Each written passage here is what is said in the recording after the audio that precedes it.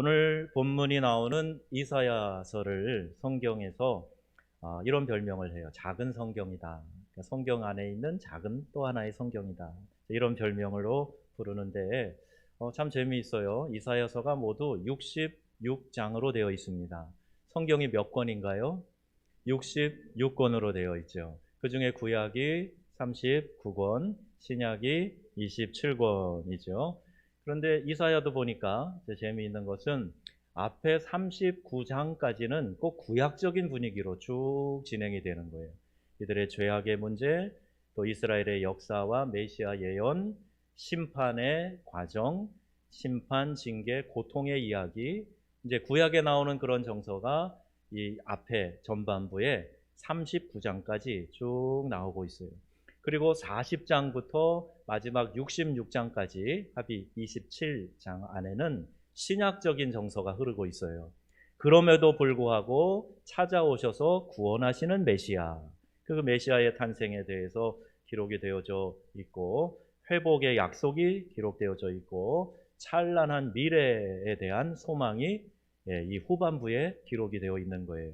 구약이 필요 없다가 아니죠. 구약과 신약은 짝을 이루게 되어 있는데 이 신약 없이는 구약이 잘 해석이 안 되는 거죠. 그러니까 이사야서가 마치 미니 성경처럼 성경 안에서 작은 성경으로 이런 전체적인 흐름을 보여주고 있다. 참 재미있어요. 그래서 모든 성경에는 다 짝이 있다 이런 말씀하잖아요. 예언을 사사로이 풀지도 말아라. 우리 수요일날 공부했었죠. 그러니까 이런 모든 것들이 다 연결돼서 오늘 이사야서에서 우리에게 주시는 메시지가 분명한 것을 오늘 이 말씀을 통해서 한번 또 짚어보려고 하는 겁니다. 우리가 이제 이런 어려운 상황에서 낙심하고 또 좌절하고 방황하지 말아야 할 이유가 오늘 본문에 분명하게 나와 있어요. 하나님을, 예수님을, 십자가를 붙들고 살아갈 때에 하나님께서 우리에게 주시는 놀라운 은혜가 우리의 삶 가운데에 나타나는 역사가 있게 될 줄로 믿습니다. 이사야서에서 우리를 향한 구원의 손길을 뻗치고 계시는 주님의 손이 보이는데 그 손을 붙잡아야 하는 것이에요. 이사야 후반부의 첫 시작인 40장 거기에 1절 말씀에 우리가 보게 될 때에 너희는 내 백성을 위로하라 이런 말씀으로 시작이 됩니다. 이사야서 40장에 흐르고 있는 네 가지의 메시지가 있어요.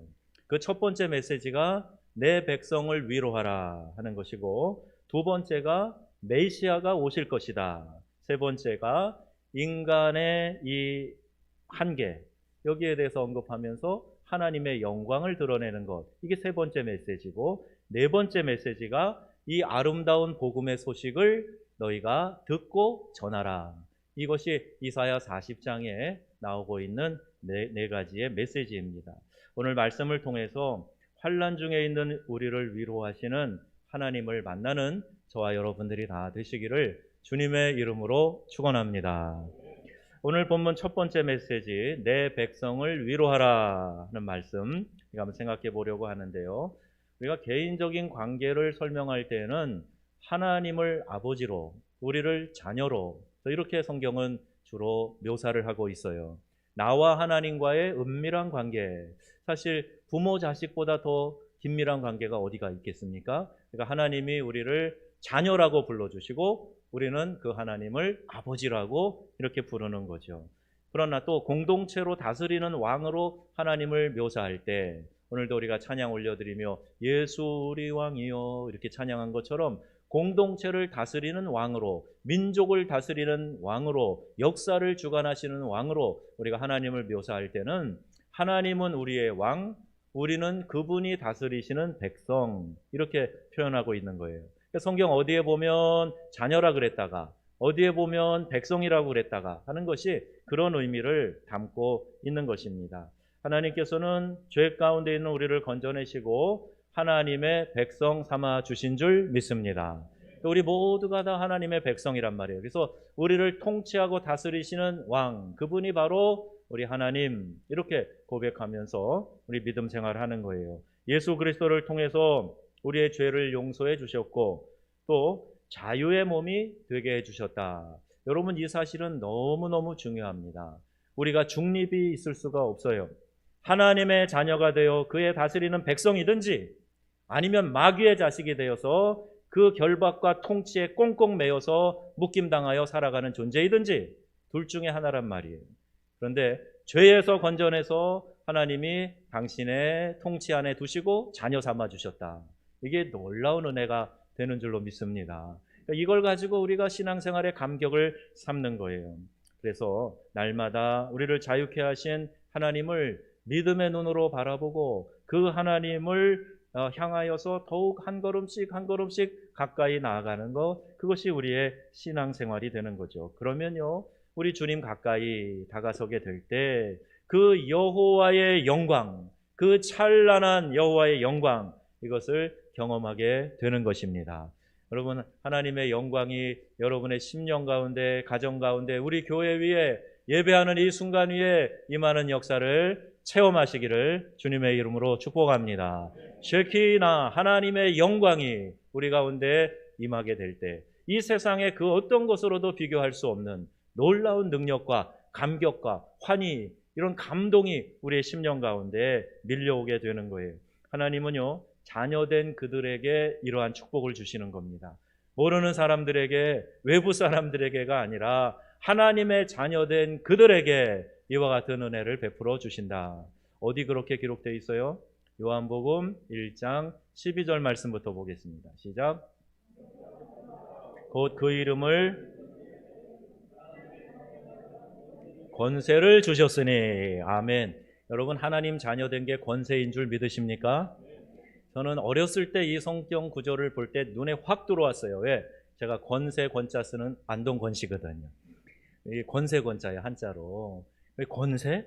야, 권세를 주셨다고? 근데 하나님의 자녀가 되는 것이 권세라고 말씀하고 있는 거예요.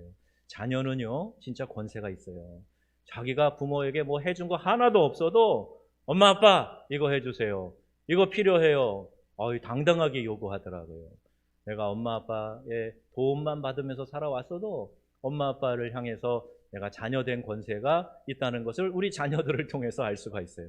여러분, 하나님의 자녀가 된 것은 이와 같은 은혜와 권세를 누리는 존재가 되는 것이다 하는 사실을 기억하시기를 바랍니다. 그리고 백성의 관계로 묘사할 때는 베드로전서 2장 9절 상반절 말씀 한번 보겠습니다. 그러나 너희는 택하신 족속이요 왕같은 제사장들이요 거룩한 나라요 그의 소유가 된 백성이니. 아멘. 백성 앞에 뭐가 나와요? 소유가 됐다. 하나님이 우리를 소유하셨다. 그러니까 내 삶은, 내 영혼과 육체는 내 것이 아니라 누구 것이에요? 하나님 것이에요. 근데 하나님이 그냥 거저 우리를 소유하신 게 아니고 더 값진 것을 대신 지불하셨어요. 그것이 대속이라고 얘기하는 건데, 누가 대속의 죽음을 죽으셨죠? 예수 그리스도. 예수 그리스도의 값을 지불하셔서 우리를 구원해 내신 거예요. 그래서 하나님이 그 엄청난 값을, 아들의 값을, 독생자의 값을 지불하셔서 우리를 죄에서 건져내서 구속하셨단 말이에요. 대가를 지불하고 건져내셨다는 말이에요. 그래서 하나님이 소유를 삼아 주신 거예요. 그러니 여러분, 사사로이 내 인생 내 거야 그러시면 안 돼요. 옛날에 어느 가수가 노래한 것처럼 내 인생은 나의 것, 막 그리고 노래하는 거 있어요. 사랑하는 부모님은 나에게 모든 걸 해주셨는데 이렇게 하면서 하는 얘기가 있어요. 그러면서 결국 후렴구에서 계속 내 인생은 나의 것 막 그러더라고요. 제가 그 노래가 나왔을 때 이거 정말 비신앙적이다 그랬어요. 내 인생은 누구 것이에요? 하나님 것입니다. 내가 내 인생을 주관하고 내 것이라고 생각하는 한 여러분은 결코 만족하고 행복한 삶을 살기가 어려워요. 그렇게 살 수가 없어요. 내 인생은 하나님이 소유하셨다 하는 사실을 믿고 하나님 것으로 살아갈 때 우리의 삶에 은혜와 평강이 넘쳐날 줄로 믿습니다. 영화를 보시면요, 미국 서부 영화 이런 데 보시면 많은 가축들, 막 소떼를 그냥 수천 마리씩 몰고 다니는 그런 영화들이 나올 때가 있어요. 그러면은 이 목장을 운영하는 이 사람들이 소떼들이 막 그 넓은 초원에서 섞일 수가 있잖아요. 훔쳐가기도 하잖아요. 그러니까 소가 내 거다라는 걸 확인하기 위해서 뭘 해요? 낙인을 찍잖아요. 그래갖고 불을 그냥 시뻘겋게 밝아가지고 거기에다가 자기 목장을 K 목장이다 그럼 K라고 써가지고 여기 살 엉덩이에다가 치익 하고 지져갖고 아주 그냥 가죽에다가 K자를 새겨버리잖아요. 자, 이것이 이제 낙인을 찍는 거다 그러는데 주인의 소유를 표시하기 위함이에요. 성도는 성령의 인치심을 받은 자다 이런 말씀이 있어요. 성령께서 우리에게 딱 도장을 찍어주셨다는 말이에요. 어디에 있습니까? 에베소서 1장 13절이에요. 시작. 그 안에서 너희도 진리의 말씀 곧 너희의 구원의 복음을 듣고 그 안에서 또한 믿어 약속의 성령으로 인치심을 받았으니. 아멘. 성령으로 도장을 찍어주셨다. 여러분, 이 성령의 인치심이 없으면 구원 못 받습니다. 하나님의 영이 나에게 분명하게 인치심을 해 주어야 구원받은 하나님의 자녀의 표식이 되는 거예요. 내 안에 예수의 흔적을 갖게 되는 겁니다. 여러분, 이 성령의 인치심이 확실하십니까? 나에게는 이 성령의 인치심이 있다 확신이 드세요? 이 믿음의 확신을 가지고 나아가야 어떠한 환경에 있어도 하나님이 나를 소유하셨기 때문에 하나님이 책임지는 인생이 될 것이다. 이런 고백 가운데 살게 되는 거죠. 예수를 구주로 믿는 성도는요, 하나님의 소유된 자녀임을 믿으시기를 바랍니다. 그분의 백성이란 말씀이에요. 하나님이 나와 상관없이 그냥 무조건 잘못하면 야단치고 화내시고 마지막 때에 심판하시는 그런 분이 아니시고 우리를 소유하셨기 때문에 아주 우리를 사랑하시고 귀하게 여겨주시고 싸매주시고 어루만져 주시고 감싸주시는 하나님이시라는 겁니다. 여러분 한번 생각해 보세요. 내 것에 대한 귀중함 여러분 있으시잖아요. 내 거다 그러면 아끼시잖아요. 이게 같이 쓰는 거다 그러면 내 거라고 이렇게 한정 지었을 때보다 잘 안 아끼시더라고요. 교회 와가지고 그냥 불 켜놓고 난방기 켜놓고 가는 분들도 있어요. 네. 다 그렇다는 건 아니지만 가끔 어쩌다가 그런 경우도 있어요. 또 회사에서 또 어느 공공시설에서 쓰는 물건은 집에서 내 거라고 생각하고 쓰는 것보다 덜 아껴요.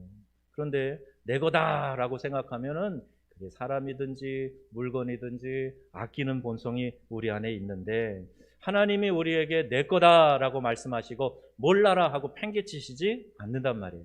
우리 하나님은 우리를 소유하신 이유가 우리를 사랑하셔서 끝까지 보호하시기 위해서 소유하신 줄 믿습니다. 그러니 뭐 두려워할 게 없죠. 하나님이 다스리시고 통치하시면 되는 거지. 하나님이 우리를 인도하시고 감싸주시면 그것으로 만족하고 나는 그분의 백성이 되어서 그분의 다스리심, 통치 안으로 들어가면 되는 거지. 내가 내 인생을 막 주관하려고 하면 더 피곤하고 실패가 많은 인생을 살게 되는 겁니다. 물론 공의의 하나님이시니까 죄를 간과하실 수는 없어요. 심판의 하나님이 되시기도 합니다. 이스라엘 백성이 우상 숭배하고 음란하고 죄악에서 돌이키지 않고 하나님을 떠났을 때 하나님 몰라라 하고 묵과하지 않으셨어요. 반드시 그거에 대해서 책임을 물으시고 심판하셨어요. 공의의 하나님이시기 때문에 죄를 그냥 눈 감아 주시는 일은 없습니다. 그 심판이 너무 고통스럽고 견디기 힘들어서 이스라엘 백성들이 하나님께 부르짖어요. 회개하고 또 이제 선지자들을 통해서 주시는 메시지를 받고 이제 돌이키고 했을 때에 이 하나님의 공의가 완성되고 만족되었을 때 하나님이 그들을 다시 회복시키는 것을 보게 됩니다. 이 공의의 하나님이 죄에서 돌이킨 그의 백성을 다시 안아주시고 회복시켜 주신다 하는 것이 말씀에 분명히 나와 있어요. 오늘 40장 1절 말씀이 바로 그것을 가리킵니다. 앞에 39장까지 심판과 형벌과 포로 생활에 대한 그 말씀이 쭉 나오다가 40장에 들어오면서 신약으로 넘어가는 은총의 장으로 넘어가는 그 장 1절에 이렇게 기록되어 있는 거예요. 시작. 너희의 하나님이 이르시되 너희는 위로하라 내 백성을 위로하라. 아멘. 이제 하나님의 심판이 끝났고 너희를 회복시키고 신원시키는 그 상황이 되었으니 가서 말해라. 하나님이 말씀하신다. 너희 백성, 너희는 이 백성을 위로하라 라고 말씀하셨다. 이걸 전하라는 거예요. 31절이 40장의 마지막 절입니다. 이렇게 시작된 40장이 마지막 절이 결론처럼 귀결되어지는데 이런 말씀이 있어요. 읽겠습니다. 오직 여호와를 앙망하는 자는 새 힘을 얻으리니 독수리가 날개치며 올라감 같을 것이요 다른 박질하여도 곤비하지 아니하겠고 걸어가도 피곤하지 아니하리로다. 아멘. 인생이 얼마나 피곤한 요소가 많아요. 그런데 오직 여호와를 앙망하는 자는 새 힘을 얻어서 피곤하지 않은 인생을 살게 된다는 거예요. 이 피로사회에서 피로하지 않은 인생을 산다는 거 얼마나 큰 특권입니까? 근데 그 비결이 어디에 나와 있어요? 오직 누구를? 여호와를. 어떻게 하는 자를? 앙망하는 자를.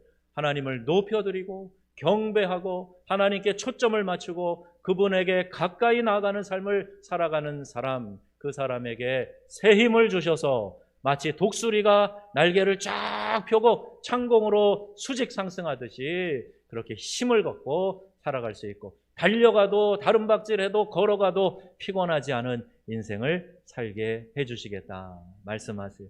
여러분 영적으로 곤고하고 피곤하시면 내가 지금 여호와를 앙망하고 있는가? 이거부터 점검해야 돼요. 이 말씀이 분명하기 때문에 내가 지금 영적으로 피로도가 높다는 이유는 여호와를 앙망하지 않기 때문일 수가 있어요. 그러니 여러분 하나님께 초점을 맞추고 모든 것에 모든 것 되시는 하나님을 앙망하는 삶을 살아가시기를 축복합니다. 이 말씀이 40장 11절에도 유사하게 표현되어 있는데 이렇습니다. 그는 목자같이 양떼를 먹이시며 어린 양을 그 팔로 모아 품에 안으시며. 아멘. 자, 이제는 다스리는 왕과 백성 또 이와 유사하게 목자와 양으로 비유하여 설명하는 거예요. 특별히 우리를 먹이실 때, 우리를 이끌어 가실 때 이런 비유를 많이 사용하고 있어요. 이 목축을 하는 문화권에서는요, 제가 아프리카에서도 보고 이스라엘에서도 가서 보고 그랬는데 목자가요 양을 정말 생명처럼 여깁니다. 사나운 늑대가 이리가 와가지고요 맹수가 와가지고 양을 물어채고 이걸 찢고 먹고 하려고 할 때요 목자가 갖고 다니는 막대기 있잖아요. 이게 전투용이에요. 이걸 가지고 맹수와 싸우는 거예요. 자기의 생명도 다칠 수 있는데 그런데 두려워하지 않고 양을 지키기 위해서 이 맹수와도 싸우고 도적들과도 싸우고 그러는 겁니다. 그런데 하나님이 우리의 목자 되시고 우리는 그의 기르시는 양이 되어서 우리를 이끌어 주시고 그 팔로 우리를 모아서 품에 안으신다 말씀하세요. 그러니 양된 우리가 우리의 삶을 놓고 막 전전긍긍할 필요가 없어요. 양이 해야 될 유일한 일이 뭐냐? 매 하고 따라가는 거예요. 예, 지팡이의 머리를 보고 저기 우리 목자가 가네 따라가는 거예요. 그러면요 때에 따라서 풀밭으로 몰고 가서 풀을 뜯기고 쉬게 하고 또 물가로 데려가서 물을 마시고 쉬게 하고 이 목자가 하는 일이에요. 양이 하는 일이 아니에요. 그러니 여러분 우리의 목자 되신 주님만 바라보고 우리 주님만 따라가는 그 음성에 잘 순종하는 삶이 복된 삶이다 하는 것을 기억하시기를 바랍니다. 하나님이 주시는 메시지를 목회자를 통해요 설교 단상을 통해요 여러분에게 전해요. 그러면 도리질하지 마세요. 아멘 하고 할 수 있는 대로 최선을 다하고 지키려고 노력하게 될 때 여러분의 삶이 복된 삶이 될 줄로 믿습니다. 목자와 양의 관계는 시편에 많이 나오는데 그중에 100편 3절 말씀 한번 읽어보겠습니다. 여호와가 우리 하나님이신 줄 우리는 그의 것이니 그의 백성이요 그의 기르시는 양이로다. 아멘. 포로 생활에 지치고 경제적으로 정치적으로 사회적으로 희망이 없는 이스라엘 백성 그들에게 찾아가셔서 하나님은 너희 하나님이고 너희는 그의 백성이다 이런 사실을 전하게 하시고 그 백성을 위로하라 이렇게 말씀하고 있는 거죠. 여러분 이것이 오늘 우리가 들어야 될 메시지입니다. 왜 이런 어려움이 내 삶에 이 민족 위에 닥쳤을까? 곤고한 날에는 생각하라 말씀하셨죠. 그리고 돌이킬 때 하나님의 위로와 회복이 나타나게 될 줄로 믿습니다. 우리 믿는 성도들은요 하나님의 자녀들은요 절대 망할 존재가 아니에요. 그런데 이상하게 잘 안 풀리고 어렵고 막히고 자꾸 넘어지고 상처받고 그러면 이게 뭐가 문제가 있는 것 아닙니까? 하나님 앞에서 이럴 때는 곤고한 날에는 생각하라 그랬어요. 생각하라. 내가 주님의 성령을 의지해서 생각하면 깨닫게 해주시는 게 있어요. 그러면요, 아니라고 좀 하지 말고 성령이 깨닫게 해주시는 것에 대해서는 무조건 돌이키고 그것을 받아들여서 회개하고, 이렇게 해야 우리의 삶에 열리는 역사가 일어나는 줄로 믿습니다. 그걸 말씀하고 계시는 거예요. 어느 특정인에게만 적용되는 게 아니라 이스라엘 백성들이 그런 삶을 살았어요. 그럴 때마다 하나님은 동일한 방법으로 말씀하고 계세요. 회개하고 돌이키고 곤고한 날에 생각해라. 그때 하나님이 위로해 주시고 회복시켜 주시는 그런 역사를 보게 됩니다. 이 위로의 메시지를 전하는 메신저의 삶을 살아라. 또 이렇게 말씀하세요. 모두 힘들고 불안하고 미래에 대한 염려가 가득할 때, 예레미야가 3장 40절 말씀 한번 보세요. 우리가 여호와께로 돌아가자. 힘들 때, 어려울 때, 절망스러울 때, 막혀 있을 때 해야 될 첫 번째 우리의 우선순위가 뭐냐? 여호와께로 돌아가는 거예요. 여호와 하나님께로 돌아가는 거예요. 얼마나 거리가 생겼는가, 이걸 보면서 우리 주님 앞으로 더 가까이 나아가는 거예요. 호세아 6장 1절에도 말씀합니다. 오라 우리가 여호와께로 돌아가자. 여호와께서 우리를 찢으셨으나 도로 낫게 하실 것이요 우리를 치셨으나 싸매어 주실 것임이라. 아멘. 사랑하는 우리의 부모님이기 때문에 잘못하면 채찍을 드시고 징계를 하시는 거예요. 그때 우리가 여호와께로 돌아가면 돼요. 가까이 주님께로 돌아가면 됩니다. 그러면 하나님이 도로 낫게 해주실 것이고 도로 우리를 회복시켜 주시도록 싸매 주시고 감싸 주신다. 여러분, 이 외침을 들을 수 있는 성도가 되시기를 바랍니다. 그리고 이 메시지를 하나님의 백성들이 급히 마음을 다해 큰 소리로 전하라는 거예요. 나만 듣고 가만히 있지 말고 이걸 다른 사람들에게 전하라는 거예요. 성도들이 더 불안해하고 더 염려하고 서로가 서로를 더 비난하고 그러면 안 됩니다. 이 어려운 상황이 왜 생겼느냐고 손가락질하는데 성도들이 앞서면 안 돼요. 성도들이 해야 될 일은 내 탓이요, 내 책임이요, 내가 기도 안 해서 그렇습니다. 내가 사랑하지 못해서 그렇습니다. 내가 하나님 앞에 엎드리는 거예요. 그리고 우리는 다른 사람을 위로해 주는 겁니다. 힘내라고. 금방 지나가. 괜찮아. 하나님께로 돌아가면 문제가 해결돼. 우리 하나님 앞에 엎드리자. 더 가까이 가자. 이 말을 전하라는 거예요. 하나님의 말씀을 주변에 이렇게 전하는 성도님들 되시기를 바랍니다. 못 살겠다고, 죽겠다고, 망하겠다고, 이놈의 나라 꼴이 이게 뭐냐고 이러면서 위정자 원망하고 내 주변의 지도자들 원망하고 그래 봐야 아무런 도움이 되지 않아요. 하나님 앞에 엎드려서 다른 사람은 격려하고 나는 철저하게 하나님 앞에서 내 자신을 비추어 보는 삶이, 이것이 영적인 삶이라는 거예요. 1절 말씀 위로하라 하는 말은 그래서 그냥 단순하게 모든 거 잘 될 거야, 이 어려움 그냥 금방 지나갈 거야 그러면서 그냥 포장하라는 얘기가 아니에요. 외면하라는 얘기가 아닙니다. 그냥 단순한 긍정의 표현이 아니라 메시지를 분명히 담고 있어요. 자, 어떤 메시지가 여기 있는가? 첫째는 노역의 시대가 끝났다는 거예요. 둘째는 죄악에서 용서함 받았다는 거예요. 전제가 뭡니까? 회개가 있는 거죠. 회개가 있어야 용서가 있으니까. 노역의 때가 끝났고, 즉 하나님의 심판의 때가 끝났고 죄악에서 용서함 받았다. 그리고 이제 이 노역이 끝났으니 하나님의 심판의 때가 끝났고 고달프고 외로운 힘든 포로 생활이 끝났다. 형량을 마치면 교도소에서 나오는 것처럼 하나님의 심판이 끝났으니까 더 이상 하나님의 진노와 심판이 있지 않고 자유의 몸이 되었다 하는 이 사실을 그대로 전하라는 겁니다. 여러분, 하나님이 우리의 모든 것을 다스리시는 거예요. 하나님이 손대지 못하셔서 이 코로나 팬데믹을 그냥 두시는 게 아니란 말이에요. 하나님의 이유가 있단 말입니다. 그걸 찾고 거기에 충실해서 하나님 앞에 돌이키고 주님께로 나아가는 것, 이게 우리가 해야 될 급선무예요. 하나님은 우리를 자유케 하시기 위해서 이 땅에 그리스도 예수를 보내주셨어요. 심판과 진노를 위해서 보낸 것이 아니고 우리에게 참된 자유와 안식을 주시기 위해서 예수 그리스도를 보내셨단 말이에요. 진리를 알지니 알레데이아, 진리가 예수 그리스도예요. 예수 그리스도를 알지니 진리가 너희를 자유케 하리라 말씀하셨어요. 자유케 하시기 위해서 아들 예수를 우리에게 보냈는데 왜 죄의 종이 되어 묶여있냔 말이에요. 왜 미움의 사슬에 묶여있고 왜 원망과 불평에 묶여있냔 말이에요.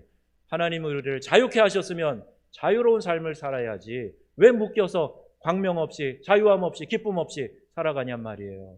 한 인물을 한번 소개합니다. 괌에 요코이라고 하는 동굴이 있어요. 지금도 관광 명소로 알려져 있는데 2차 대전이 끝났다는 소식을 듣지 못해서 일본인 군인이 거기 이제 지키고 이제 전쟁 전에 있다가 패망을 했는데도 불구하고 28년 동안 이 굴에 숨어 살았어요. 이 사람의 이름이 요코이 쇼이치라고 하는 사람이라 이 사람의 이름을 따서 요코이 동굴이라고 이름을 이렇게 명명했어요. 이 지역 주민에 의해서 1972년에 이제 신고가 들어가서 결국 이 사람을 찾아내고 이 이유를 물어보게 된 거예요. 종전 소식을 듣지 못해서 중간에요 연합군이 뿌린 삐라도 봤대요. 일본이 패망했고 이제 전쟁이 끝났다. 그런데 믿지를 않은 거예요. 그러니까 믿지 않고 소식을 모르고 그래서 이 굴 속에 들어가서 28년 동안 여기 짐승처럼 사는 거예요. 나무 열매 먹고 너 이렇게 뭐 잡아먹고 이러면서 저 토굴에서 28년을 살았어요. 전쟁이 끝났다는 소식을 믿지 못해서 듣지 못해서 불안과 공포의 도피 생활을 계속 했던 겁니다. 그럼 참 안타까운 일은 영적인 면에서도 이런 사람들이 있어요. 예수 그리스도를 통해 우리가 마귀와 죄와 세상과 저주로부터 억압된 인생에서 해방되었는데 이 해방의 소식, 기쁜 복음에 대해서 내가 듣지 못해서 혹은 믿지 않아서 여전히 저런 토굴에 들어가서 저렇게 짐승처럼 살아가는 그런 사람, 영적인 의미의 사람, 이런 사람 있으면 되겠습니까? 들려줘야죠. 믿게 해줘야죠. 알려줘야죠. 이제 우리는 자유케 되었어. 예수 그리스도로 말미암아 자유의 몸이 되었어. 더 이상 죄악의 종노릇하지 말자. 예수 그리스도를 믿고 자유함을 얻자, 누리자. 이 복음을 전하라는 거예요. 모든 저주의 고통이 예수 그리스도로 말미암아 풀려진 줄로 믿습니다. 더 이상 우리가 여기에 묶여 있으면 안 돼요. 그리고 이 사실을 알려주라 그랬어요. 이사야 40장에 나타난 이 첫 메시지입니다. 자유의 몸이 되었다고 복음을 선포하고 있지만 여전히 과거의 상처와 죄의 습관에 매여서 잘 믿으려고 하지 않는 그런 사람들도 있어요. 예수께서 대신 십자가에서 우리를 위해 우리의 죄를 지시고 죽어 주심으로 내가 정죄함 받지 않고 이 원죄의 고통에서 벗어나 용서함 받았다 하는 사실이 이 복음의 핵심적인 내용인데 여러분 믿으십니까? 진짜 믿으세요? 그러면 이것을 왜 안 전해요? 전해야지요. 우리 명절에 가족 친척들 만나면 혹은 믿지 않는 우리 자녀들 혹은 부모님 계시면 전해야지요. 이걸 전해야 믿고 들어야 믿고 받아들이고 그래서 그분도 자유케 되지 않겠습니까? 더 이상 스스로 감옥을 만들어서 그 안에 들어가 살아서는 안 됩니다. 밖으로 나오세요. 자유를 선포하기 바랍니다. 우리는 다시금 마귀의 종 노릇해서는 안 됩니다. 이미 악의 권세로부터 자유함을 얻은 성도들이에요. 이것을 인정하고 믿으셔야 합니다. 그러면 하나님의 역사와 능력이 나타나게 될 줄로 믿습니다. 우리에게 이 참된 자유를 주시기 위해서 예수님 오셔서 요한복음 10장 10절에 뭐라고 말씀합니까? 내가 온 것은 예수님 말씀하시는 거예요. 양으로 즉 우리들로 생명을 얻고 영생 얻는 거죠. 더 풍성한 삶을 누리게 하려 함이니라. 예수님이 친히 말씀하셨어요. 내가 곧 길이요 진리요 생명이다 선언하고 계세요. 여러분 예수님이 이렇게 다 마련해 놓으셨는데 여전히 과거의 쓴뿌리와 상처 때문에 우리의 옛날 성품과 습관이 나를 꽁꽁 얽어매고 있다면 이것보다 더 안타까운 일이 어디 있겠습니까? 여러분 이렇게 선포하세요. 뭐라고 선포하느냐? 나는 죄 사함 받았다 선포하는 거예요. 해보세요. 나는 죄 사함 받았다. 나는 구원 받았다. 나는 하나님의 소유다.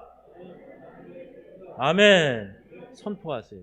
무엇인가 와서 자꾸 내 마음을 가라앉게 만들고 자꾸 뭔가 짜증나게 만들고 우울하게 만들면 나는 죄사함 받았다. 나는 구원 받았다. 나는 하나님의 소유다. 선포하세요. 마귀가 옛날 생각해서 직건 줄 알고 와갖고 치근덕거리거든요. 옛날 애인이 와갖고 또 사귀자 그러는 거구나 생각하셔야 돼요. 나는 죄사함 받았다. 더 이상 너의 소유가 아니다. 난 누구의 소유예요? 나는 하나님의 소유다. 다 같이 나는 하나님의 소유다. 선포하시란 말이에요. 왜 거기에 귀를 기울입니까? 왜 마음을 뺏깁니까? 나를 묶으려고 다가온 원수에게 왜 마음을 내줘요? 그러면 안 되죠. 들은 선포하시는 거예요. 나 죄사함 받았어. 더 이상 그 죄의 올무로 나를 묶으려고 하지 마라. 나 구원받은 하나님의 자녀야. 하나님이 나를 소유하셨어. 선포하는 거예요.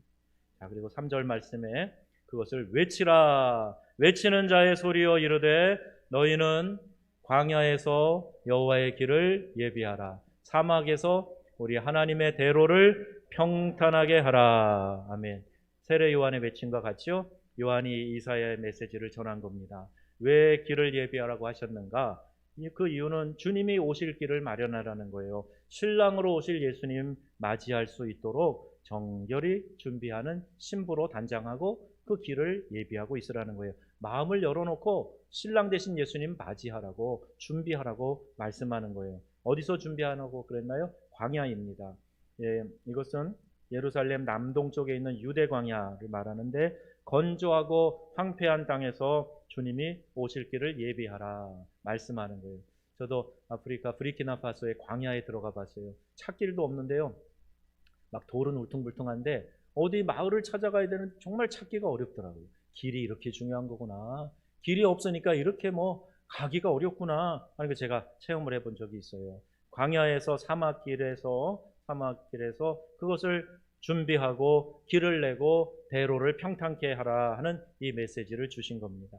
이것이 바로 이 땅을 살아가는 성도들의 사명이에요. 광야 같은 인생길에 찾아오신 주님, 그분을 맞이하는 길을 마련하라는 거예요. 그래서 여러분 그렇게 기도하셔야 됩니다. 주님, 내 삶의 여정 가운데 주님을 맞이하는 길을 잘 준비하게 하여 주옵소서. 슬기로운 다섯 처녀가 등불과 기름을 준비한 것처럼 주님 오실 때 기쁨으로 맞이할 수 있도록 그 길을 정비하고 또 그 길을 탄탄하게 하고 길을 넓혀가고 하면서 주님 맞이하게 해주세요. 그래서 주신 사명, 그 사명 감당케 하여 주옵소서. 이런 기도를 드려야 돼요. 어떻게 주의 길을 예비할 수 있을까? 4절 말씀입니다. 4절에 골짜기마다 도두어지며 산마다 언덕마다 낮아지며 고르지 아니한 곳이 평탄하게 되며 험한 곳이 평지가 될 것이요. 아멘. 마치 토목공사 같죠? 야, 토목공사가 참 멋있더라고요. 막 아무것도 없는 데를 막 깎아내고 메우고 막 그러면서 평평하게 만들고 막 길도 내고 막 택지를 조성하고 그러는데요. 얼마나 멋있는지 몰라요. 우리의 영적인 삶에도 이와 같은 길을 마련하는 일이 있어야 된다는 거예요. 높아진 것을 깎아내려야 됩니다. 푹 패인 곳을 메워야 됩니다. 평탄한 평지로 만들라고 말씀하고 있어요. 이 말씀은요, 1차적으로는 이제 포로 생활에 절망하고 있는 이스라엘 백성에게 하나님께서 구원자로 오실 때 신분이 낮은 사람이나 높은 사람이나 모두 그 앞에 무릎 꿇게 하라 하는 의미를 담고 있어요. 또한 사람들 안에 도사리고 있는 울퉁불퉁한 것, 구부러진 것, 죄악이나 정욕, 악한 사상이나 이데올로기, 우상 숭배나 음란, 세상적인 모든 욕심, 이것을 제거하라 하는 말씀이기도 합니다. 여러분 항상 하나님과의 교제가 단절되는 유일한 이유가 있는데 그게 뭐죠? 죄가 담이 되는 거예요. 하나님이 능력이 없어서가 아닙니다. 귀가 먹어서 못 들으시는 것이 아니라 손이 짧아서 구원하지 못하는 것이 아니라 오직 너와 나 사이에 죄가 담이 되어서 듣고 싶어도 구원하고 싶어도 하지 못한다. 우리 하나님의 간절한 마음이에요. 그래서 이것을 깎아내고 뽑아내고 삐뚤된 거, 이 자아에 뿔난 것들 이걸 다 깎아내는 그런 공사를 하는 것이 그 말씀으로 믿음 생활을 하는 겁니다. 어제 우리 교역자 직원 경건회를 하는데 그래요. 여기 이쪽에 의자가요 뜯겼대요. 오래됐으니까 그럴 수 있겠다 그랬는데 심하게 뜯겼다는 거예요. 3개가 그렇대요. 난 못 봤는데 목사님은 성도들이 앉아있는 것만 보셔서 못 보셨나 봐요. 그러는 거예요. 제가 앉아있는 것만 보는 게 아니라 빈 예배실에도 많이 올라옵니다. 돌아다니면서도 기도해요. 근데 내가 눈에 안 띄었거든요. 최근에 일어난 일인가? 그래서 제가 농담처럼 얘기를 했어요. 아이, 누가 엉덩이에 뿔이 났나 보다고. 엉덩이에 뿔 나지 않고 저렇게 팍 찢어질 수가 있냐고. 오늘 아침에 보니까 진짜 뜯겼더라고요. 그래서 누가 엉덩이에 뿔 났나 보다 제가 그랬어요.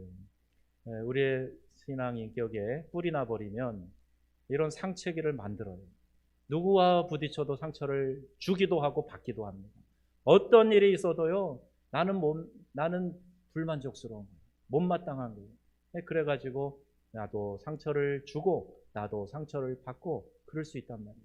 엉덩이에 뿔난 사람처럼 들이받고 싸우고 다투고 하는 일에 내가 쓰임받게 될 수 있다는 거예요. 그 뿔을 잘라내는 거예요. 그리고 푹 파인 곳, 소외된 곳, 남들의 도움이 미치지 못하는 곳, 그곳에 가가지고 거기를 평평하게 메워주는 일, 이 일을 하라는 겁니다. 이렇게 할 때 하나님 나라가 아름답게 건설되어져 가요. 자, 이 일에 쓰임받는 우리 명성교회 저와 여러분들 다 되시기를 주님의 이름으로 축원합니다. 교회에서 식사 안 하는 거 절약하고 개인적으로 한두 끼 금식하고 나눔을 실천하고 사회의 패인 곳을 메우는 일, 교만을 깎아내리고 평지를 만드는 일, 이것이 오늘 메시지가 우리에게 가르쳐 주시는 거예요. 왜 주의 길을 평탄하게 하라고 말씀하셨을까요? 여호와의 길을 만드는 목적은 하나님께 영광을 돌리기 위함입니다. 높아진 교만과 이기심을 깎아버리고 푹 파여서 헤어나오지 못하는 빈곤의 골짜기, 절망의 골짜기, 상처받는 골짜기를 메우는 것이 하나님의 기뻐하시는 뜻이기 때문에 이렇게 말씀을 실천하며 살아갈 때 하나님 나라가 이 땅에 이루어지는 줄로 믿습니다. 우리가 주님 가르친 기도에 뭐라고 기도합니까? 아버지의 나라가 오게 하시며. 근데 그 방법이 이렇게 하는 거예요. 높아진 것 깎아내리고 파여 있는 것 거기를 메워주고 평평하게 만들고 우리 주님이 우리에게 다가오실 수 있도록 길을 마련해 드리는 거예요. 제자들에게 가르치신 이 기도처럼 우리가 실천해야 되는데 여러분 어떤 일을 실천하고 계십니까? 우리 성도님들이 가끔 누구를 돕는 일에 같이 참여하시는 거 참 좋아요. 이제 우리가 사랑의 쌀 나눔도 하고 지역사회 봉사단을 통해서 이런저런 봉사 행동을 하게 될 텐데 교회에서 뭘 얘기하면 내일처럼 여기고 막 나서는 분들이 있어요. 근데 안타까운 거는 꼭 정해져 있어요. 몇몇 분들만 하시. 여러분들 모두가 다 이 말씀대로 실천하는 은혜가 있기를 바랍니다. 이사야 중심 사상은 메시아 출현입니다. 그가 오시면 모든 질곡과 고통과 죽음과 심판에서 우리를 자유롭게 해주신다는 거예요. 그래서 주님의 길을 예비하라 말씀하고 있어요. 예수 그리스도가 우리 안에 들어오실 수 있도록 우리 안에 길을 마련하라는 겁니다. 예수 그리스도가 우리 안에 오실 수 있도록 대로를 마련한, 어떻게 하는 거예요? 모든 사상을 부수고 모든 습관을 버리고 메시아 예수 그리스도가 들어오실 수 있도록 길을 내라는 거예요. 그러면 모든 육체가 하나님의 영광을 보게 될 것이다. 5절 말씀 읽겠습니다. 여호와의 영광이 나타나고 모든 육체가 그것을 함께 보리라. 이는 여호와의 입이 말씀하셨느니라. 아멘. 여러분, 하나님의 영광이 임할 때요, 말도 못하는 감격이 있어요. 여러분, 기도하면서 은혜 체험해 보신 분은 경험하셨겠지만은 하나님의 은혜가 임할 때 이 세상의 어떤 것과 비교가 안 되는 감동과 기쁨이 막 여기서 정말 샘솟는 기쁨이 막 솟아나게 되는 거예요. 얼굴을 보면 막 천사처럼 밝아지고, 와, 세상의 모든 것을 소유한 것처럼 기뻐하고요. 마치 해와 달과 여기 나뭇가지가 흔들리는 것도 나에게 인사하는 것 같고요. 하나님이 곳곳에 계신 것처럼 느껴지고요. 이 감동이요, 은혜 받은 사람, 하나님의 영광의 임재를 체험한 사람에게 임하게 되는 겁니다. 여러분, 예배 때마다 그런 감격이 있어지시기를 바랍니다. 찬양을 드릴 때요, 노래 한 소절이 아니라 그 찬양 안에 담겨있는 하나님의 영광, 이걸 여러분이 경험하시기를 바랍니다. 내가 영광을 받으려고 하면 절대 그런 일이 안 생겨요. 하나님께 영광을 돌리기 위해서 찬양도 드리고 예배도 드리고 내가 봉헌도 하고 봉사도 하고 하게 될 때 이 영광을 우리가 경험하게 될 줄로 믿습니다. 얼마나 흥분되고 놀라운 감동인지 몰라요. 사랑하는 성도 여러분, 이제 명절을 맞아서 이동과 만남이 빈번할 텐데요. 이럴 때 성도가 뭔가 다르구나, 예수 믿는 사람 뭔가 다르구나, 이걸 보여줘야겠지요. 주의는 해야겠지만 두려움에 사로잡혀서 위축되지 말아야 합니다. 하나님을 믿는 성도답게 평안한 마음으로 의연하게 일상을 살아가시기를 축복합니다. 과거 우리의 믿음의 선배들이 그랬던 것처럼 상황을 두려워하지 마시고 하나님 한 분만을 두려워하는 거예요. 이게 경외하는 거예요. 하나님 한 분만 두려워하는 거예요. 하나님이 어떻게 보실까? 하나님이 어떻게 판단하실까? 하나님 한 분만 눈치 보고 살아가면 세상의 어떤 것도 눈치 보고 두려워하고 그렇게 살지 않을 수 있어요. 이 세상에서 폭풍이 치고 눈보라가 일고 심지어 전쟁이 일어나고 지진이 일어나고 또 이 코로나19와 각종 변이 바이러스 때문에 온 나라에 어둠이 닥쳐도 여러분 두려워하거나 흔들리지 마시기를 바랍니다. 우리 명성교회 교인들은 칭찬받을 만해요. 우리 교회만큼 이렇게 예배를 사모하고 기회 있을 때마다 어쨌든 예배는 꼭 나가야 되겠다. 이런 마음을 가지고 실천하는 분들이 얼마나 고마운지 몰라요. 물론 사정상 이제 특별히 미리 가신 분도 계시지만 또 꽤 많은 분들은 예배를 드리고 가야지요. 어디 가도. 이렇게 얘기하신 분들이 계셔서 참 감사해요. 주님이 오셔서 다스려 주시기를 여러분 간절히 기도하는 성도님들 되시기를 바랍니다. 오늘도 우리의 심령에 주님이 오시는 대로를 만들고 이 땅에 주님의 사랑과 능력이 나타나는 대로를 준비하는 우리 귀하고 복된 성도님들 다 되시기를 우리 주 예수님의 이름으로 축원합니다. 아멘.